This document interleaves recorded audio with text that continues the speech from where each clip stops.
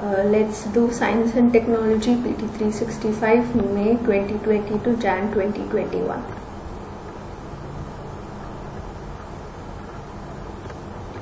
So the subtopics are biotechnology, nanotechnology, IPR, IT and computer,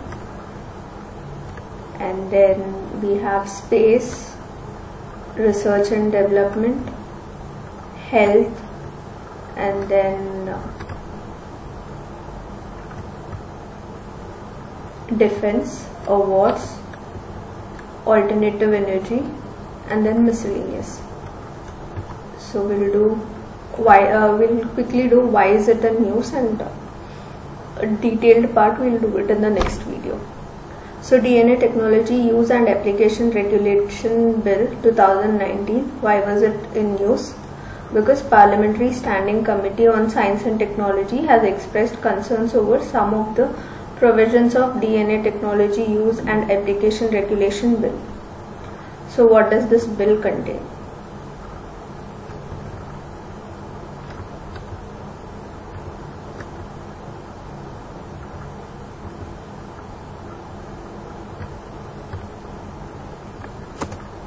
So extra what we need to know is why is it in news, what are the key provisions of this bill, what is the need of this bill, why is it introduced, what are the associated concerns which are raised by Parliamentary Standing Committee and others, and how do we go forward about it. So this bill aims to establish a database of certain categories of persons such as victims of crime, missing persons, unidentified bodies, as well as offenders, suspects, and under trials in cases. It seeks to address concerns related to quality, accuracy, security of data, and other related matters that may arise in the use of DNA technology. It also provides for a DNA regulatory board that would advise the center and state governments on issues like setting up of DNA laboratories, data banks, and laying down of guidelines, standards, and procedures for the same. Under this bill, DNA testing is allowed only in respect of matters listed in the schedule of that bill. These include offences like IPC, offences under IPC, and civil matters such as paternity suits and etc. The bill also proposes a written consent by individuals be obtained before collection of the DNA sample. However, consent is not required for the offences with punishment of more than 7 years in jail or death. It also provides for establishment of a national DNA data bank and a regional DNA data banks for every state, or maybe for 2 or more states. Every data bank will be required to maintain indices for the following categories of data like crime scene index, suspects or under trials index, offenders index, missing persons index, and unknown deceased persons index, etc. It has provisions for removal of DNA profiles of suspects on filing of a police report or a court order, and profiles of crime scene and missing persons index will be removed on a written request. The bill also specifies penalties for various offences, including disclosure of DNA information, using DNA samples without authorization. What is the need for the bill? To trace repeat offenders of heinous crimes, to empower criminal justice delivery system in paternity issues. What are the concerns with this bill? Because these national data bank DNA profiles will include almost many unnecessary DNAs also, because at crime scene, before and after crime, several persons may have visited that place who have nothing to do with the crime or nothing to do with investigation. privacy, and then access to intrusive information, and this can be misused specifically to target individuals and their families with their own genetic data. And this bill also has a provision where it requires consent, but when a magistrate, whereas a magistrate can easily override the consent, so it can be misused. And security of absence of robust data protection legislation is absent, so security of huge number of DNA profiles of nation is questioned. And then there are no standards of the DNA testing laboratories. Even the DNA testing laboratories are not monitored or regulated properly. So this will be a concern. Way forward, the Parliamentary Standing Committee strongly recommends only one national data bank instead of having one national data bank and regional data banks. They recommended only one national data bank to prevent misuse of this. And then creating an ecosystem where DNA profiling is done in a manner which is fully consistent with the various Supreme Court judgments and with the Constitution. Parliamentary Standing Committee also recommends that the DNA Regulatory Board be independent and not comprise wholly of serving government officials. DNA samples should be taken only and only with the consent of an individual, and no person can be forced to provide evidence that may incriminate him or her in any crime. And then we have what is DNA, what is RNA. They are types of nucleic acid responsible for storage and reading of genetic information. Then in RNA we have message RNA, transfer RNA, and ribosomal RNA. This is RNA, single strand. This is DNA, double strand. And here we have ATGC, adenine, thymine, guanine, cytosine. Here we have AUGC,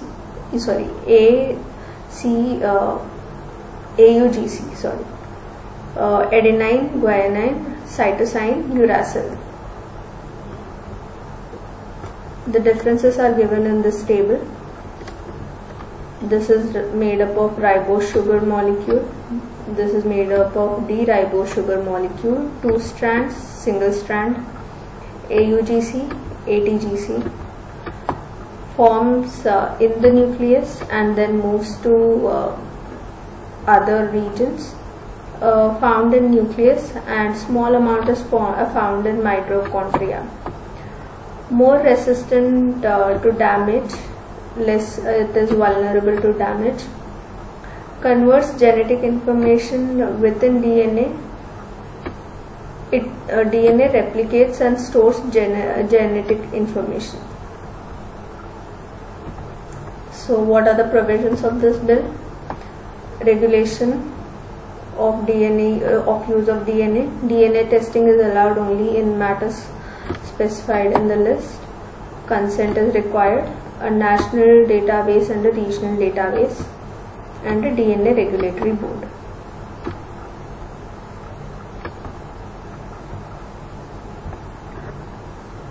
Potential uses of DNA technology in justice delivery, heinous crimes,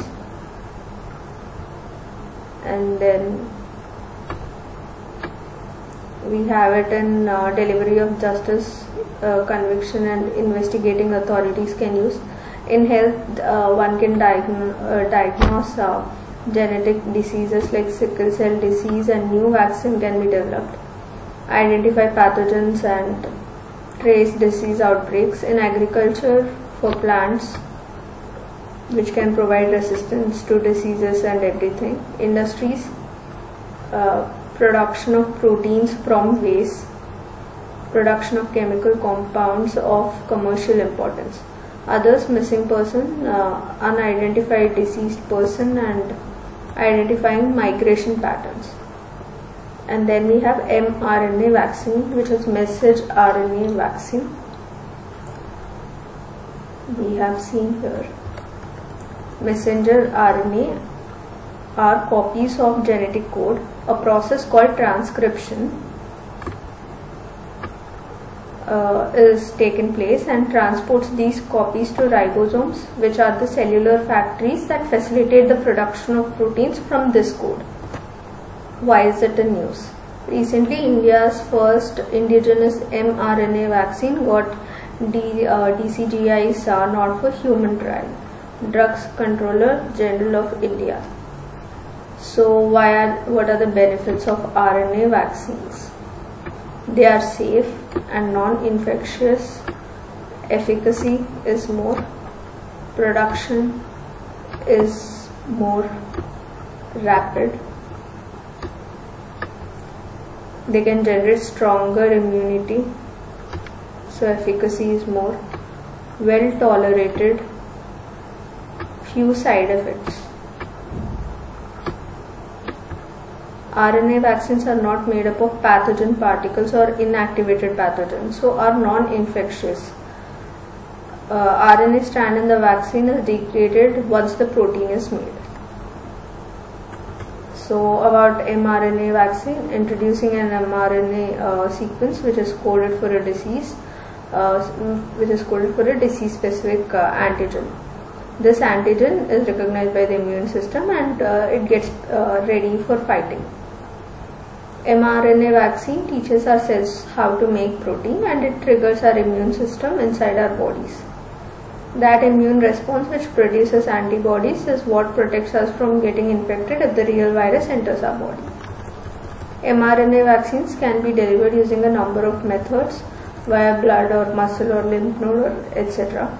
Different types of mRNAs, non-replicating, in vivo, inside the body or inside that in the same place, self-replicating mRNA, in vitro, that is in lab, dendritic cell non-replicating mRNA. What is the difference between conventional vaccines and gene-based vaccines? Conventional vaccines are live attenuated vaccines or inactivated pathogen or killed vaccines or viral vectored vaccines, or we have subunit toxoid and conjugate vaccines. Exposes body to proteins made by a virus or bacteria and are often made by using weakened or inactive versions of that virus or bacteria. They require refrigeration. Whereas gene-based vaccines are DNA vaccines and RNA vaccines. Here a part of the virus's own genes is used to stimulate an immune response. In other words, they carry the genetic instruction for host cells to make antigens. Both deliver the message to the cell to create the desired protein, so immune system creates a response against this protein. They can be stored at room temperature and are more stable in warm climates than conventional vaccine. And then 1.3 is GM crops. Why was it the news?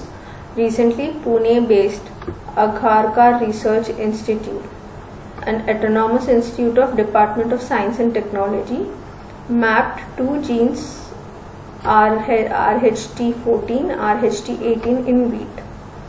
So in prelims they may ask this question, something like this: RH14 and RH18 means what? It's an animal species or a plant species or a GM crop or a rice GM crop or a wheat GM crop. So we should know that it is a wheat GM crop. It is a gene in wheat. So about RH14 and RH14 and RH18, two alternative dwarfing genes in wheat associated with better seedling vigor and longer coleoptiles. It is a sheath protecting young shoot tip. Wheat lines with these genes can reduce crop residue burning, which is a major issue, and can allow deeper sowing of wheat seeds to avail advantage of residual moisture in the soil under dry environments.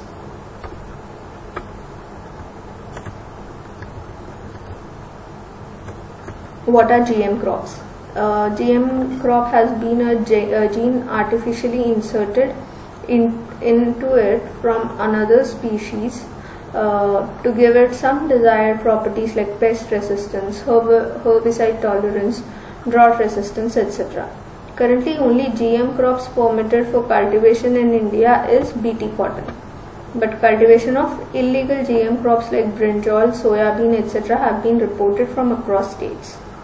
There is a well-established regulatory framework for approval of GM crops as per rules for the manufacture, use or import, export and storage of hazardous microorganisms, genetically engineered organisms, cells 1989 under the Environment Protection Act 1986. There are certain concerns regarding GM crops for human health. It may cause allergic reaction, gene transfer, and for concerns related to environment, introduction of engineered genes into wild population and loss of biodiversity. Genetic Engineering Appraisal Council Committee is the apex body which allows for the commercial release of GM crops. It is established under Ministry of Environment, Forest and Climate Change, and remember, not Ministry of Agriculture or any other ministry. It is Ministry of Environment, Forest and Climate Change. Is the apex body for approval of activities involving large-scale use of hazardous microorganisms and recombinants in research and industrial production from the environmental angle. The Genetic Engineering Appraisal Committee is also responsible for approval of proposals relating to release of genetically engineered organisms also,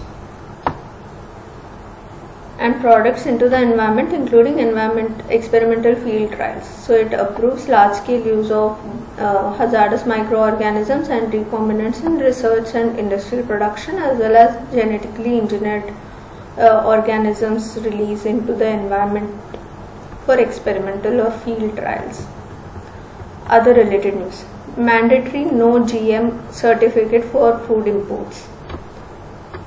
So FSSAI, Food Safety and Standards Authority of India, they have ordered that importers of 24 identified food products will have to mandatorily declare the products that products are not GM crops or they have non-GM origin, and those 24 crops include apple, eggplant, maize, wheat, melon, pineapple, papaya, plum, potato, rice. So you can remember rice, wheat, maize, and then from fruits you have papaya, pineapple, melon, sugarcane, sugar beet, tomato, sweet pepper, squash, flaxseed, bean, plum, chicory. GM food imports require approvals under two laws. They require approval under Environmental Protection Act 1986 and Food Safety and Standards Act 2006. This covers environmental impacts and this covers human health. After GEAC approval, FSSAI does the risk assessment before clearing it for consumption. So for consumption, they have to clear it. Recently, GEAC gave green light for biosafety research level 2 field trials of Event 142, a new variety of brinjal, BT brinjal. So Event 1, we have to remember Event 142 genes RH-T14 and RH-T18. So this is for wheat and this is for BT brinjal.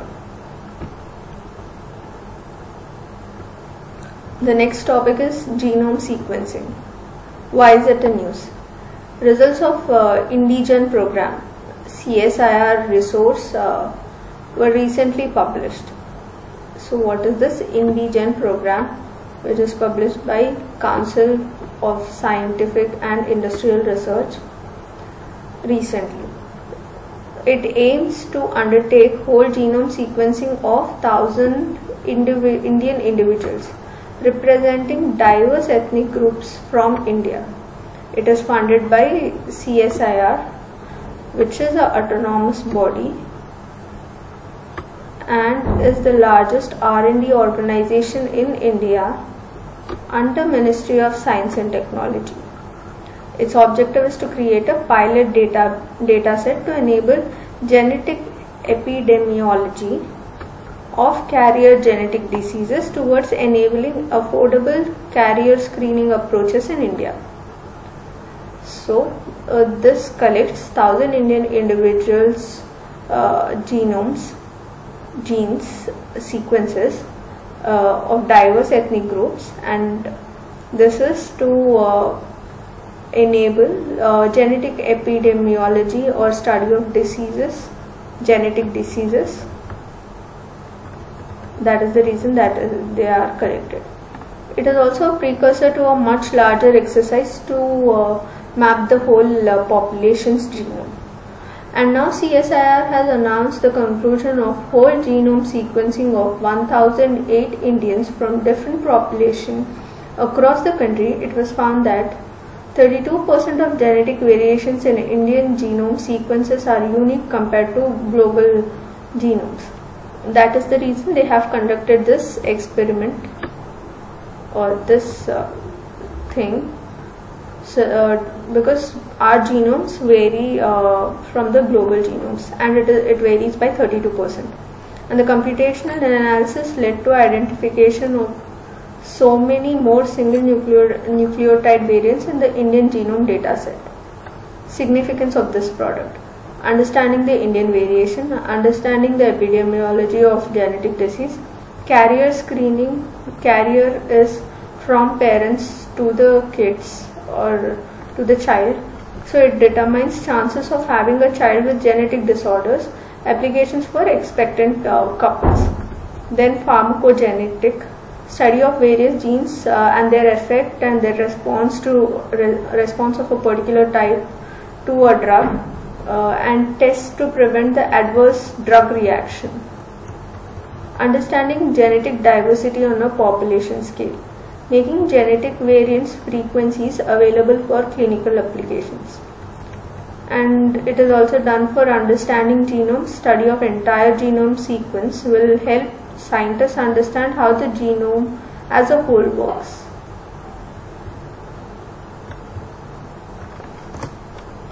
Related news: Pan-India 1,000 genome sequencing of SARS-CoV-2 was completed successfully. Don't get confused with, if they ask, Indigen program is by Department of Biotechnology, and it was used for it undertook sequencing of 1,000 people of SARS-CoV-2. So, and that is wrong. Indigen program is done by CSR, which is under Ministry of Science and Technology. It undertook genome sequencing of 1,000 individuals who are not affected by SARS-CoV-2. I mean nothing related to SARS-CoV-2. So Pan-India 1,000 genome sequence SARS-CoV-2 is completed successfully. And Department of Biotechnology has launched this project in May 2020, and this data will be released in Global Initiative on Sharing All Influenza Data for use of research across the globe. This will improve understanding of on how virus is spreading and helps to interrupt transmission chains, prevent new cases of infection, and provide impetus to research on intervention measures. About genome sequencing. A genome is an organism's complete set of DNA. It includes all chromosomes, which houses the DNA and genes. Each genome contains all of the information needed to build and maintain that organism. The genome can be understood through the process described as sequencing. Genome sequencing means deciphering the exact order of base pairs in an individual. So how can it help? It helps in improving the understanding of how virus spreads and evolves, identifying genetic mutations and how these mutations impact gene functioning, identifying genomic causes of rare diseases, understanding the variation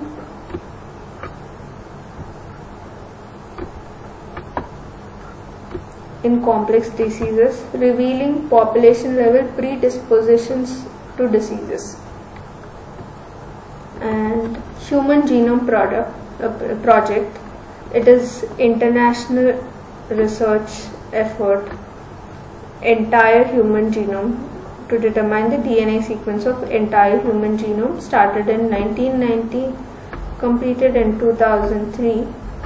It gave us the ability for the first time to read nature's complete genetic blueprint for building a human being, and it was coordinated by National Institute of Health USA and Department of Energy USA. Genome India project. It is India's gene mapping project that is described as the first scratching of the surface of the vast genetic diversity of India. A genome sequence spells out the order of each base or nucleotide of the DNA, while genome mapping simply identifies a series of landmarks in the DNA. Sequence, in the sense in an ordered manner, genome mapping is mapping.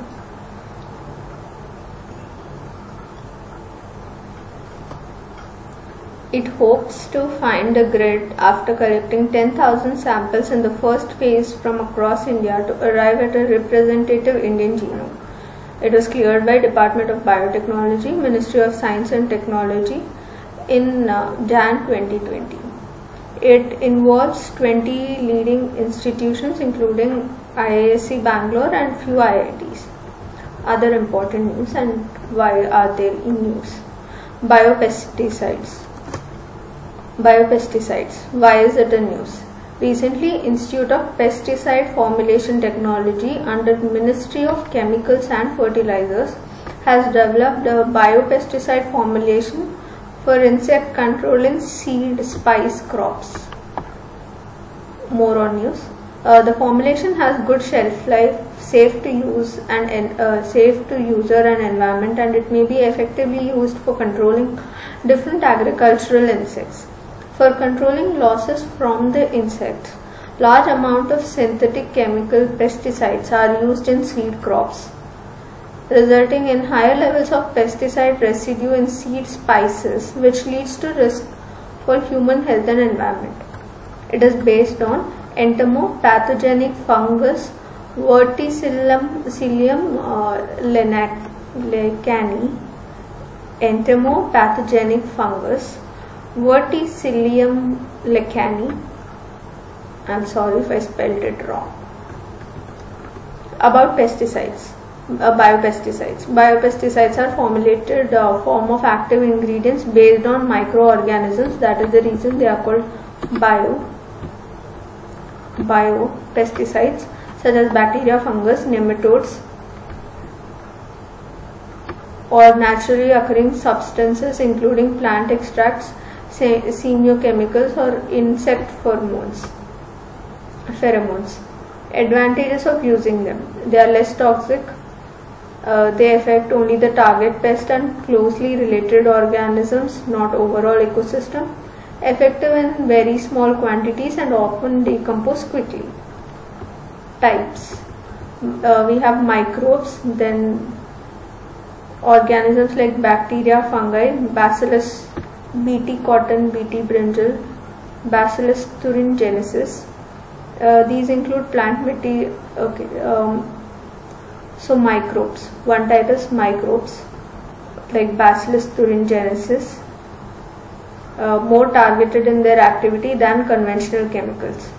And then with substances found in nature like plant material, corn, gluten, garlic oil, black pepper, insect hormones like hormones that regulate mating, molting, food finding behaviors, and they tend to control pests without killing them.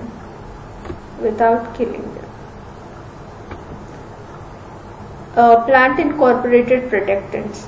Genes and proteins which are introduced into plants by genetic engineering allow genetically modified plants to protect itself from the pests. National Biomedical Resource Indigenization Consortium. It was constituted by Department of Biotechnology and the Ministry of Science and Technology recently. National Biomedical Resource Indigenization Consortium, led by Center for Cellular and Molecular Platforms, it is hosted and led by them, aims to be a nationwide PPP for convergence of research, product resources and services towards developing reagents, diagnostics, vaccines, therapeutics for COVID-19 across India.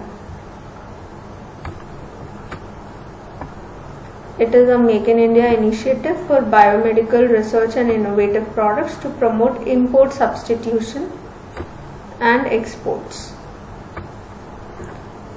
So, what are the objectives? Gateway funding, be the gateway for funding from DBT, Department of Biotechnology, BIRAC, Biotechnology Industry Research Assistance Council, Department of Science and Technology. Gateway for funding, creating an enabling environment and connecting with policy makers and other stakeholders from public and private sector. Identify providers and manufacturing enterprises of crucial biomedical resources and assess their current capabilities, capacities and requirements. Now we have BBX11. It is a gene that facilitates greening of plants by regulating levels of protochlorophyllide, an intermediate in the biosynthesis of chlorophyll. Synthesis of chlorophyll in plants is a lengthy multi-step process required for growth of plants. In order to facilitate the quick synthesis of chlorophyll, plants make a precursor of chlorophyll called, so protochlorophyllide is a precursor and is a precursor of chlorophyll in the dark, which glows red when blue light is shown on the plant. Glows red when blue light is shown on the plant. As soon as the plant comes out into the light from under the soil, light dependent enzymes convert protochlorophyllide to chlorophyll. So when it reacts with light, once it is outside, it turns out to be chlorophyll. Center for Biopharma Analysis at Pune. Biopharma Analysis at Pune. It was launched by DBT to provide high quality analytical service. It is for biopharmaceutical developers and manufacturers. It is designed to cater to all academics, medicine developers across India to fast track the development of vaccines, drugs, diagnostic and other biopharma products. It is funded by Department of Biotechnology under National Biopharma Mission. This National Biopharma Mission aims to make India a hub for design and development of novel, affordable, effective biopharmaceutical products. It is jointly funded by Government of India and World Bank in equal measure.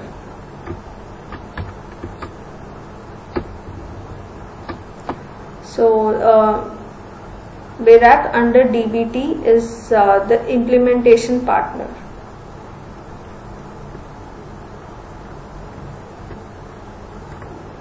So, first part is done.